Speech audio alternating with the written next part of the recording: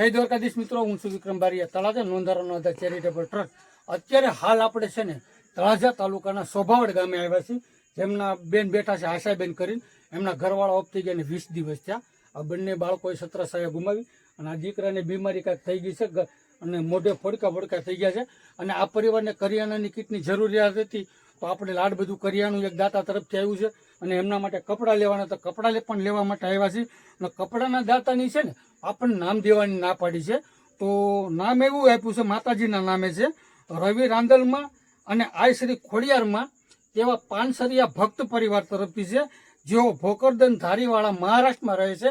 એમના તરફથી બંને બાળકોને 3 જોડી કપડાં અને આ બેન માટે 3 સાડી લીધી છે અને એમના માટે કરિયાણું પણ લાડ બધું લેવા છે. આ દાતાનો ખૂબ ખૂબ આભાર, કે જેમ કે દાતાનો ખૂબ ખૂબ આભાર. મા ભગવતી અને દ્વારકાધીશ એમને જાજુ આપે અને લાંબો આયુષ આપે તેવી મા ભગવતીને પ્રાર્થના. બેન, આ બધી વસ્તુ તમને મોકલાવી, તમે એને શું કહેશો? એને લાંબી આનંદ આપે અને એને ભગવાન ખુશ રાખે. સરસ. તો દર્શક મિત્રો, આવો પરિવાર અમારી પાસે અનેક પરિવાર છે. અમે તો વરસાદ શરૂ છે છતાં અમે 2 માણસ સેવા કરવા નીકળી ગયા. અમારા બાપુ જો વિડીયો ઉતારે છે. અને આવો પરિવાર, ગરીબ નિરાધાર જરૂરિયાતમંદ પરિવાર જો તમારી નજીકમાં હોય, આજુબાજુમાં હોય, પરિવાર અમને કહો.